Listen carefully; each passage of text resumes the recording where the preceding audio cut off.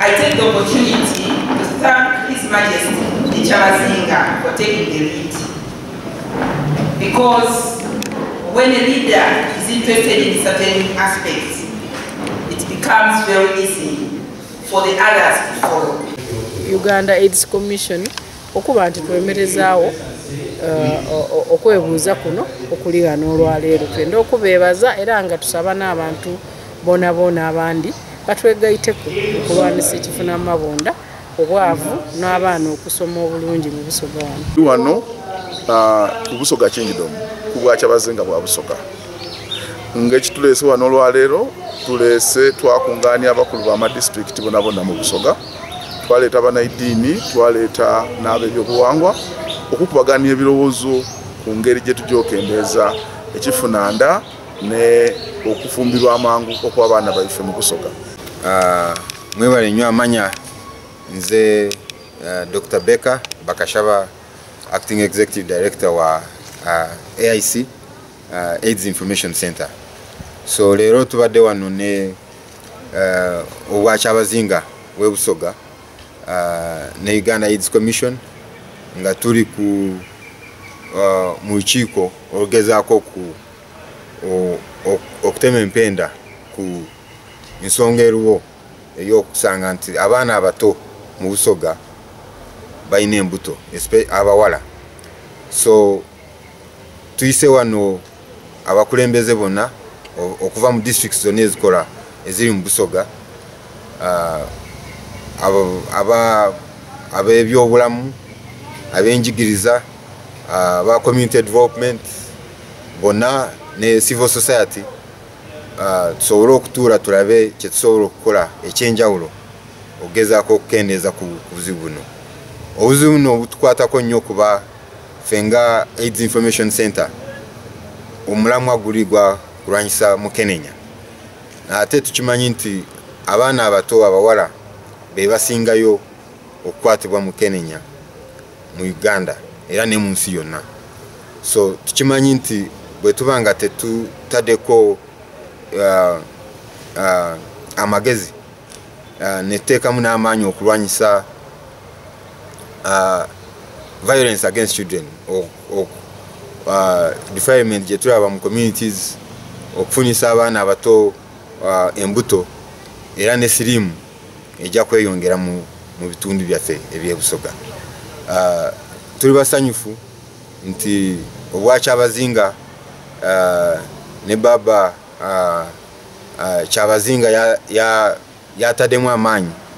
na instructing abantu be okulaba nti eno ensonga bagikwatisa amaanyi tusobole okugirwanyisa, era ngaffe abakola ne Obwakyabazinga tugenda kukola buli kimu ekyetaagisa okulaba nti buno obuzibu tubukendeeza mu Busoga. Nga tuli mu lwekobaano olwa Obwakyabazinga bwa Busoga era nga olwekobaano olwo lwegayitibwako abantu abakola mu gavumenti okuva buli mu district ya Busoga nkani technical people. Twayise olukungaana nga lulimu abakozi ba gavumenti, aba education, aba health, aba probation officers, ba community development officers, twayeta n'aba polisi n'abagemagana ku by'abaana mu polisi, twayeta ni ba planners ba districts. Nga ensonga eri ku program ise bantu Kyabazinga wa Busoga gye yavaayo nayo nga yakulwanisa kifuna mabonda mu Busoga ano. Nga bomwidhi ise bantu yalondebwayo nga omusaada omusaale okuyambaku mu kufuula abasaada babe nti bafaayo ino ku kifuna mabonda mu baana n'ensonga dindi ediri kuleeteranga Busoga okwira enuma. Era nga saawa eno Kyabazinga n'omusaale owa mawanga amagaite mu kulwanisa ekifuna mabonda mu Uganda yona yona. Aye nga bwe mbakobeireku Kyabazinga ife bwe bamala okumutwika engule eyo ey'okuba nti akulemberamu abasaada mu Uganda okulwanisa ekifuna mabonda mu Uganda muno n'okwizaamu abasaada amaani mu kukola ebyo abasaada bye bakola. baba yatugalaga yakoba nti ye esira ajja kulita kubasaada era babe nti n'ababa ku mwando ogwa kampeyini eno era kampeyini tuli kugyeta abasaada n'empango pogulaamu eno omulamwa gwayo gwakuba nti omusaada oba omwana w'obulenzi ayambibwa mu kuba empango okusinziira ku buwangwa bwa Busoga abasaada n'empango d'amaka ekigendererwa kukubiriza abasaada n'okubakunga babe nti mu kifo ekyokuba nti n'abali kuleeta omuze guno ogw'ekifuna mabunda n'ababe beene bagulwanise era abasaada babe ku mwando ogw'okusomesa abaana abasaada babe ku mwando ogw'okulwanisa obwavu balobe kusuulayo banaife kyebeeta ogwanaagamba buti olwaleero luno tuyidi nti pogulaamu eno nene era ng'Obwakyabazinga tuzira resources oba tuzira busobozi busobola kutuusa pogulaamu eno buli ku muntu nga titukolaganiire galala ne gavumenti era baba ngabita mu kitongole kyekya Kyabazinga Initiatives era nga ni Katuukiro wa Busoga akirimu yakoba nti aviireyo n'omulamwa ogw'okuba nti akozesa goodwill ambassador wa mawanga amagaite abe nti tukozesa ebyo okulwanisa ebintu bye tulowooza nti nebiri kuleetanga ekifuna mabunda ekinene mu baana ino ensonga nga ed'obwavu ensonga nga ekibula emmere ed'abaana okuva amasomero nga bakaali n'ebyo ebyokuba nti gazira bantu bali kuba nti bali kufaayo ku mwana omulenzi so baba ye kyaliku nti afe ku mwana omulenzi asobola okwemereza amaka ng'empango era n'abakazi yatukoba nti abakazi busulya buli omu akola obuvunaanyizibwa bwe okuba nti abaana balekera okufuna amabunda ate era abaana babanga bazira kintu kiri kubateteeganya babafweku nga obuwangwa bwaife bwe bulagira ensonga eyindi ye tuliku yakutegeera obuzibu buno ye lwaki bulobye okukendeera bo beena abali ku gulawundi batukobereku kiki ekiri kuleetera naddala mu Busoga wano nti ekifo ekyokukendeera ekifuna mabunda kiri kweyongera bweyongere era tube nti tusobola okutegeera ekizibu kino okusinga ku nga bwe kiri era tuli kubuuza buli bantu mu biketezo byaibwe wa buli bantu mu nsambo daibwe nga boonakoba nti abaana abato baba yabeebuuzaako abasomesa yabeebuuzaako abakozi ba gavumenti ni leero betulina busaawo eno ate era twaba n'abantu ababuliido mu bitundu byaife byetuli kwida yona okuba nti tubeebuuzaako basuubuzi banaife abavuga bodaboda buli omu yeena gwekigemaku tuli kwenda okumwebuuzaako tutegeere obuzibu buno lwaki bungi era tusobola kubutoolawo tutya nenda kwebaza banaife ab'amawulire era nga nongera n'okubasaba nti omulamwa gwa baba mugwongeremu amaanyi tuli kwetaaga abantu bebeeta nti baanakyewa abantu abavaayo ne boogera ku nsonga titujja kukoba nti naani yenka gwe tusazeewo naaba ayogere ku nsonga oba wa gavumenti buli omu wooli ku kyalo ise bantu mwene mu maloboozi ge yatusaba nti buli omu naddala abasaada n'abaana ab'obulenzi mube emberi ey'okulwanisa ekifuna mabunda mu Busoga wano ne mu Uganda yona. Amayina gange nze Namyomba Mary nga nkiikirire ekitongole kya Uganda AIDS Commission ekityama Ntinda nga nkola nga zone coordinator. Twidde wano olwaleero nga tuwagirwa gavumenti ya Swedish oba Sweden SIDA ng'ebita mu UNFPA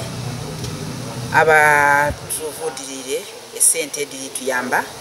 nga tukolaganire walala nga Uganda AIDS Commission ni AIDS Information Center okuteekateeka okwidde eno mu Bwakyabazinga